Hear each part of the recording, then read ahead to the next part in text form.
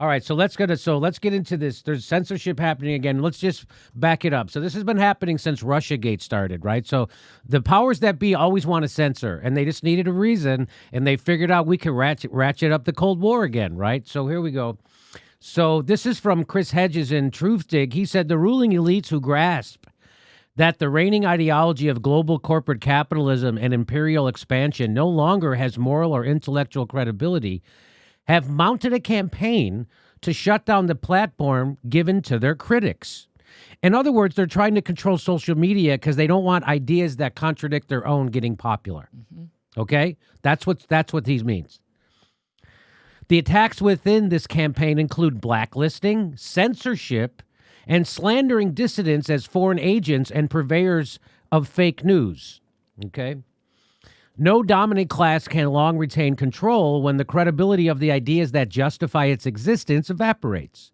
It is forced at that point to resort to crude forms of coercion, intimidation, and censorship. In other words, if we can't control you through bullshit, we'll censor the people who are letting you know that we're bullshitting you. Okay, that's what that means. And there it is. See what we're talking about? This is evidence of Google blacklisting of the left and progressive sites continues to mount. So they've been doing that. Google's been throttling left-wing sites. It's getting real. Google censors the left and us. This is from Bruce Dixon over at the Black Agenda Report. By the way, the First Draft Coalition, which includes Google, Facebook, Twitter, New York Times, Washington Post, BuzzFeed News, Agence France Presse, and CNN, intended to launch an effort to combat fake news. Isn't that interesting? The shadowy outfit calling itself Prop or Not released an anonymously compiled list of 199 sites that it said reliably echo Russian propaganda. Wow. More than half of the sites were right-wing nut jobs, but about 20 or so were entirely credible sources of news and information to the left of mainstream Democrats, including Democracy Now!, the World Socialist website, Alternet, Naked Capitalism, Counterpunch, Truth Out, and the Black Agenda Report. That's Prop or Not is more like prop for the establishment, really. Social media players in the First Draft Coalition begin the actual suppression of public access to news, information, analysis, and commentary from the left. Results of an investigation into Google keyword search results pointing to 13 of the left-wing sites identified by Prop or Not. Data showed that Google searches pointing to their sites declined in aggregate by a volume of 45%. So because of this bogus article that was published in the Washington Post, Prop or Not, it's totally been debunked. And they listed all these people. Google started throttling these news sites. World Socialist website, Alternet, Global Research Consortium. So all these, even Democracy Now!, Counterpunch, even The Intercept. So they've all been throttled, right? And no Western state media has been labeled by Twitter. Only outlets backed by the evildoers have. This isn't about fighting disinformation. It's about the United States national security state suppressing counter-hegemonic media.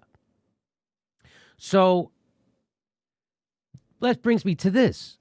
So again, it's all about fighting the Russians. That's what every dictator says. Now that's what the neoliberals are saying, who run our government and run our media, is that we got to fight the Russians, right? The Russian disinformation, which is a completely bogus thing that was made up by the intelligence community and the Democrats to cover for losing to a con man game show host and a political novice. So here's what it says. We have a new episode of Weekends with Anna Kasparian and Narnovia featuring Marxist economist Richard Wolff. We're talking about the Jeffrey Toobin incident, the socialist victory in Bolivia, and whether Bernie can pressure a Biden administration. So guess what happened to that? That got censored. Unbelievable. So Facebook is now blocking our videos for violating community standards that trigger certain keywords. Was it the Marxists? Was it Bolivia? Or was it Biden? So now let me bring on, I'm pleased to welcome from Jacobin Magazine, it's Bhaskar Sankara. You're also a columnist for The Guardian. You're the former vice chair of the DSA, and you're the author of the Socialist Manifesto, The Case for Radical Politics in an Era of Extreme Inequalities. How are you? Thanks so much for being patient and waiting, and thanks for coming on the show to talk about this. How are you doing? Of course, it's a pleasure to be on. I'm doing all right. And obviously on this, it's really worrying. In this case, we had a series of videos taken down. In most of the cases, I was actually a little bit wrong in my initial impression based on the email notice I got from Facebook. These were taken down temporarily because of mass reporting. So it wasn't the algorithm, which is slightly better. In other words, but hey, it's almost as bad in that a bunch of right-wing trolls, presumably, who knows where they came from the political spectrum, can mass report videos. The videos during prime hours are then kind of put into jail. Then, yeah, most of the videos, I think all of our posts were taken down and videos eventually got re-released. But by then, who's going to want to watch a video that's been stagnant for 2-3 days? We're obviously hurting the algorithm, and there's no clear explanation whatsoever. So it's something we've dealt with for many years in various forms from Facebook, and obviously now Google and Twitter are added to in various forms as well. And so this is the first time this has happened, or has this been happening quite often? Or Well, I think on the Facebook front, the first wave of changes were around 2017, and that was when there was a major hit to publishers based on from Facebook. And we were told that Facebook was just changing the algorithm because people wanted to see things from their friends and family. They wanted baby pictures. They didn't want political posts from news organizations. So fair enough if that was the case. Then it turns out that Facebook was actually directly engineering their program to hurt left of center outlets. Not even outlets like Jacobin, not even places like your show, but even the most milquetoast outlets like Mother Jones were hurt by these changes disproportionately. So if Mother Jones is a threat, God knows what Democracy Now! Or the rest of them are considered threats. So obviously since then we've been dealing with occasional mass reporting of videos or things like that, reporting of promotions that we put up for a guillotine poster because it encourages hatred against the rich, and things like that. So who knows how this has spread on right wing sites, but the bottom line is what we're asking for. And Jacobin, you could say that not all portions of the left have been morally consistent when it comes to the issue of censorship. I think at Jacobin we have been. Our line is basically if it's not direct incitement, that speech should be allowed. And the real thing is, even if we did need some regulation of speech just for direct incitement, by that standard, that should be done by the state. That should be done under democratic guidelines. That shouldn't be done by private corporations. So that's great to hear you say that. That's exactly the position of this show. Hey, there are free speech laws, and if someone breaks them, there's a district attorney, there's the police force, there's a state's attorney, there are cops, there are courts, and that's who's supposed to handle this. I don't want to give it to Mark Zuckerberg because when he does it, stuff like this happens, like is happening to you right now. And the internet should be a neutral playing field. So right now, the thing that's often pointed out on the center left is that quality reporting from the center left is getting deprioritized by the Facebook algorithm, and trash from the right wing, from the Ben Shapiro's of the world, are getting elevated. That's not my argument, though. My argument is essentially treat the content the same. You can even base it on engagement or whatnot, and then trust in the ability of people to weed out bullshit. Let us have these political battles. Let us out organize the right. Let us compete with the right. I'm prepared to do that in civil society. I don't need the help from Facebook to do it. And so what we say here, and I'd like to see if you share this sentiment, is that the antidote to bad speech, unless it's illegal bad speech, the antidote to bad speech is good speech, more speech. Would you agree with that sentiment? Yeah, absolutely. And we have to be wary of edge cases. If it's blatant hate speech in the sense of a fascist saying, "Go down the street and murder some some Jews or some minorities, then that should be, of course, That's illegal. banned and stopped. That's illegal speech. Yeah. But if you start banning figures like even the Milos of the world, figures that I personally find distasteful or despicable or whatnot, then who's to say that a left-wing thinker advocating let's say, the ideology of class struggle is not going to be caught up in the same nexus? I think it's common sense that this would be the case. And also just in principle, we don't want to be in a position where we're qualifying our defenses of free speech, especially given the history, especially given the fact that people are going to want to paint the left as would-be authoritarians. We don't want to play into that trap at all. We want to just say, no, say what you want. We're happy to hear it. We're happy to debate with you. We believe in a free civil society. That's 100%. That's very reassuring. It's very reassuring to hear. Now, the problem with Facebook is that they get special immunity from prosecution. See, normally if you're a publisher, right, and you publish something that's defamatory or to injure someone, you can sue that publisher. But Facebook is but you can't sue the bookstore who sold that book, right? Mm-hmm. But you can sue the publisher of the book. Now, Facebook says we're a bookstore, we're not a publisher, so you can't sue us. But then when they start censoring, then they're a publisher. So I don't know how they get around that, because what they're basically and what people are saying is that, people who are calling for this from the left, what they're basically saying is that, well, Barnes and Nobles has to black out some of the pages in some of the books, right? They have to do that to some of the book. No. You don't do that. That's called censorship. So would you agree with what I just said? Yeah, I mean, I think it's a little bit tricky only because if you say, all right, Facebook is just the store that's distributing this information, I do think Facebook would have in extreme cases the obligation to prevent, let's say, spreading information about someone's address, go hurt this person or whatever else. So I think in extreme cases, there should be a compliance and moderation department at Facebook. Its purview should just be whittled down to the most minor level. Because in this case, I'm not saying that Facebook should have its own set of standards that they're enforcing, but rather Facebook should have a department that is compliant with existing law. So in other words, the laws and the regulations are decided democratically by the polity. Right. Facebook, you know what I'm saying? So yes. In other words, they're way overstepping their bounds. And I'll give you another small anecdote just on the Jacobin side. And obviously, it's not just that I think that Jacobin is especially persecuted or anything like that. It's just the examples that I have based on my experience. But our Instagram was flagged for months. It might actually still be flagged this way as a German-based account. So it was a warning whenever we post something. Warning: this account might not be where it appears, where it says it's from. This account is based in Germany or something like that.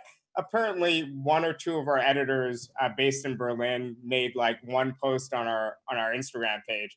Then we're just branded with the German label for life. So it says Jacobin based in Germany. And then after that, it says New York, where our actual office is. I think we finally might have got that reserved, but by just basically banning our editors overseas from posting on the Instagram. But it's just the most bizarre thing. It's obviously that's rooted in Russiagate, because you're telling people, don't trust material, don't trust anything, don't trust your own critical faculties, because you're so dumb you're not going to be able to figure out what's BS and what's not. I mean, it's the most patronizing thing in the world. I didn't know there was anyone else out there who thought like this, because that's how I think, and that's how we think at this show. And you're making a connection between the current climate of censorship on social media coming from Silicon Valley, the Atlantic Council, which is their fact checkers over at Facebook. That's what the people who are telling them who to censor. So you're making a direct connection to Russiagate and the effects of that being the current climate of censorship that we're living in. And people Democrats have been using Russia conspiracy theory as a reason for their electoral failure. And now people are becoming comfortable with the notion of censorship if it's under the guise of protecting people from Russian misinformation. But nobody's asking who are the nameless Silicon Valley bureaucrats who are making the decision and what is the process that they use. And that's the terrible risk for freedom of speech, right? And so what would you say to those people who are still to this day pushing Russiagate as a narrative? Well, I think there was so much, to use their own language, there was so much fake news about Russia and its involvement in the election, and the people who who push these things just have gotten a total pass. So you remember there was claims of electricity grids being hacked. There were claims of meetings that never happened. There was claims in the Steele dossier. There was all sorts of ways in which this was painted. It was absolutely false. And then, by the way, if you're a reporter and you make a mistake and you say there are allegations of this, sources say this, I mean, you could be wrong, but there needs to be some sort of accounting afterwards of why we were wrong about this. And in my own view, Putin and Russia, their goal in the election was just to, stir the pot a bit, right? I mean, that to the extent there was any Russian involvement, it's very clear that through RT, through their media outlets and whatnot, they stir the pot a little bit. But if you're telling me that the U.S. is so institutionally weak as a democracy, so institutionally weak that it can be manipulated by Iran and Russia, it's just absurd. It's the most basically condescending way to think about the American voter and what issues are compelling them when they decide to vote, who they decide to vote for, or if they decide to stay at home. But the other thing that really has been on my mind the last couple of weeks is Bolivia, and the Bolivia coverage around the time of the coup last year in mainstream venues like the New York Times and elsewhere. These are the venues that Facebook is trying to prioritize in the Yes. algorithm over Democracy Now, over Jacobin, over all these other outlets that actually got the coup right from the very beginning. That's It's absolutely absurd. I mean, it just to me, it just is totally absurd that liberals are buying that Zuckerberg and the rest of them are going to defend democracy when they're even hurting their own outlets. They're even hurting Mother Jones. It's really absurd. Here's a tweet by Glenn Greenwald. He makes this exact point because, if you're, so they were recently, they were censoring the New York Post story about Hunter Biden's emails, which it turns out there wasn't much news in those emails, but it turns out they were real. And they decided to, without evidence, suppress that news story because they said it didn't have the right sourcing. Well, the Steele dossier had zero sourcing. It's been completely debunked. And there were a million stories 24/7 about that, and nobody ever did that. Or how about this? Here's what Glenn Greenwald says. He says, there is no question, none. The mainstream U.S. news outlets disseminate more unhinged, unproven conspiracy theories and do far more damage with them than QAnon or whichever fringe group they want you to focus on can achieve in 1,000 years. And here's just one example. You brought this up. This is in The Guardian. They said the Manafort held secret talks with Julian Assange in Ecuadorian embassy. Sources say that is completely bogus story. I knew that was bogus when I looked at it because they don't have a picture of it. It's the most surveilled building in the world, and they didn't have a picture of this guy going to meet Julian Assange 3 times. So that's how you know that was a garbage story, but that was repeated breathlessly. It's still not taken down. That's still, and in fact, they did another, I think Politico or some other organization did another article to back up this story. It was repeated breathlessly on lots of YouTube shows too. So, and never retracted, by the way. So this is exactly the kind of garbage. So if you do misinformation for the state, if you repeat CIA talking points, which is what this is, then you'll never get censored and you don't have to worry about it. But if you try to debunk something like this, or like we did here at this show, we debunked the Syrian gas attacks as being false flags, which is what the fourth now whistleblower for the OPCW has proven. Robert Fisk proved it in real time. We reported that. And then, of course, the OPCW. So when we do that, they try to flag us as CNN says we're conspiracy theorists and the Washington Post says we're conspiracy theorists, even though we're getting it right and they're pushing the lies. So why isn't the Washington Post and the New York Times flagged when they do WMDs? Why aren't they flagged when they say that the Steele dossier is real? Why aren't they when they say that the Russians hacked the DNC server, which we now know is factually false because the head of CrowdStrike admitted it under oath, and he did that in 2017. So this is also, what do you say to the people who are pushing the left, the on the left who are pushing Russiagate, which I have said since it started is going to be used by the intelligence community to censor the left? Now it's happening. What do you say to those people? So, begin with, I do that on the far left, at least, that's become a minority, and that's a good thing. And in part, Glenn Greenwald and other people, the Intercept, have done a good job pushing against it. On our end at Jacobin, there's been countless articles by Branko Marcetic, actually someone who you should have on the show, and definitely is a co-thinker of you on the issue of free speech, and covers a lot, has focused a lot on Russiagate recent years. I think on people on the center left, the bottom line is that if you believe in a progressive program for America, and let's just say this is your average, well-meaning Warren supporters, even some Bernie supporters, they want maybe they want Medicare for all, maybe they just want a little bit more progressive social policies, a little bit more decency, a little bit more respect, then all you're doing is creating excuses for the Democratic Party establishment. All you're doing is preventing them from looking in the mirror and seeing in their own image the reason why people, and again, it wasn't mostly the people left Obama and went to Trump, but they just stayed at home. I can't tell you how many friends of mine I had to try to convince over the last few election cycles to turn out. I mean, that's the battle. And right now, you finally got to the point where it seemed like through the Sanders campaign, you seemed like there was a chunk of the Democratic Party that was starting to realize they need to actually present something positive in order to beat Trumpism. But I'm not actually sure that's going to be the lesson of November, because I think in a week, Joe Biden's going to win a pretty resounding victory, if I had to guess. And that's because Trump is just so inept, so incompetent, so hated by so much of the American people that me or you could maybe win an election against Donald Trump. And they're going to draw absolutely no correct lessons from this. And we're going to end up with a ghoul who's just as bad as Donald Trump in 2028, let's say, but is actually not an idiot and not a complete narcissist, and might actually figure out how to make right-wing populism popular. Then we're all really screwed.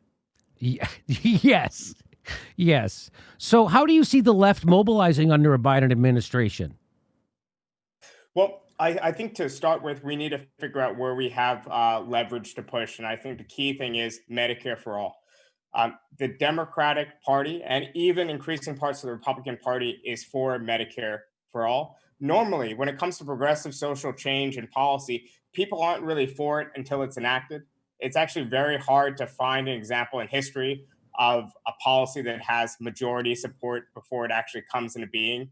Because once people actually see how easy it is to go to the doctor and not have to worry about co-pays and their insurance, then the program will be really popular. But right now, we're already at majority of support for that.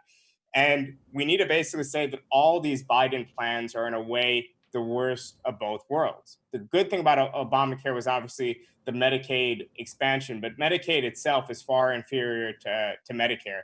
What we ended up with Obamacare, what we'll get with Biden care, is subsidies for private insurance. Yes. That is nothing to address the underlying cost problem. So it might even inspire some sort of backlash from ordinary Americans. We have an alternative. It's going to require taking on the healthcare industry. But guess what? If it's a robust public option, they're going to fight just as hard as if it's Medicare for all. We might as well go fully for Medicare for all. So I think we need to pick one thing to focus on. And I think it needs to be a majoritarian thing that unites Americans in all parts of the country, of all different backgrounds. And I think right now that's Medicare for all. And obviously that's also an economic relief and stimulus package to deal with this recession. But I think just keep it simple. Because one thing about Biden that I actually do like, and this takes me a lot to say, because I actually find him one of the most loathsome figures in the Democratic Party, in some ways even more loathsome than Hillary Clinton herself even. But a lot of his rhetoric has been simple and plain spoken. He's been trying to say to people, mind you, I don't really believe him, but he's been trying to say to people, I'm on your side. He's been trying to say to people, I'm for unions, I'm for jobs. And also, I'm generally for for decency and civility. And obviously, there's a type of liberalism that just focuses on decency and civility and nothing else, which I think is wrong. But also, at some level, Trump is just a bully.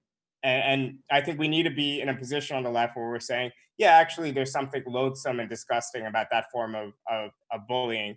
We don't want it in politics, but that bullying also extends to how bosses treat their workers in America, how health insurance companies treat insurance carriers, and so on. But I think a lot of the rhetoric, the program is bad, the policies it is going to implement are totally insufficient. But I think the rhetoric is just clear and simple. And sometimes when I talk to people, young people on the left, it's like we're using excessively academic rhetoric. We're just litigating these debates that nobody cares about. I think, in other words, we just need to just make sure we have a clear majoritarian program that we could anchor our policies around. Then we have rhetoric that's totally comprehensible to people. Because in the end of left-wing politics, taking shit from the people who have too much of it and giving it to the people who don't have enough of it, if you can't explain that to someone, we're totally lost. I agree, Jack. Yes. So I got a little off track. If I could just backtrack, just to get back to put a button on this censorship before we move on to other topics. I find it very disconcerting, as I'm sure you do. We already talked about this a little. People who are for Silicon Valley censorship and they're from the left. Like, I don't think they've really thought it through. Like, for instance, here's AOC. She says, I appreciate that Twitter is a platform that's at least trying to stop disinformation, verifying news outlets, etc. Stopping misinformation isn't about sitting around for years debating ideas. It's about testing tactics, trying ideas, etc., to find what's effective. Now, what I thought was wrong with that, I tweeted this. I said, I appreciate that Big Brother is actively censoring Americans in the dark without any accountability or even an adversarial process. Big Brother is protecting us from bad ideas. What could go wrong? Well, here I have the founder of Jacobin telling you exactly what could go wrong when you let Silicon Valley willy-nilly experiment with censorship. What happens is that people get censored. And who gets censored? People telling inconvenient truths about the establishment. So, what do you think? What do you think about that? What do you think about the people on the left who actually are kind of unwittingly calling for their own demise? Well, beyond that, it just displays a lack of trust in the people. There's always been a partisan press in the U.S. There's always been yellow journalism. There's always been, yes, disinformation in a democracy. But you have to trust the ability that if your ideas are speaking to someone's truth, if it's speaking to their day-to-day lives, if you're able to get past someone's critical faculties, then that outlet's going to survive. And if anything, being censored by these outlets are only going to give some of these really bad outlets more attention. They're going to be the secret hidden knowledge you have to get to. It's going to fuel right-wing conspiracy theories and those kind of thinking. It's going to backfire at every level. But who's to say what's information and what's disinformation when so many of these outlets have gotten things just terribly wrong in recent years? Oscar, for 4 straight years, everybody, including most of the people on YouTube, told me that I was misinforming people when I was telling them the truth about Syria, Venezuela, and Russiagate. And it turns out after this dust settled and the smoke cleared, I was right, they were wrong. They're never going to admit it. But that's why you shouldn't have censorship. Hey, everybody, this is the part where I tell you where all our live shows are, but there aren't any. And then this is why I tell you to join our premium program and get extra content, but nobody's got a fucking job. So just enjoy the video.